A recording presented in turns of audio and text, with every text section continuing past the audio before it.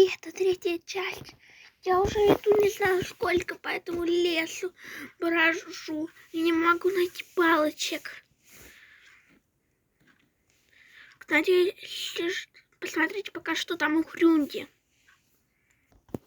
Вот, смотрите, подписчики. Вот я шалашик нашу усовершенствовала. Ну, на этом все. Подождите пока. Секундочку. Для вас это будет секунда.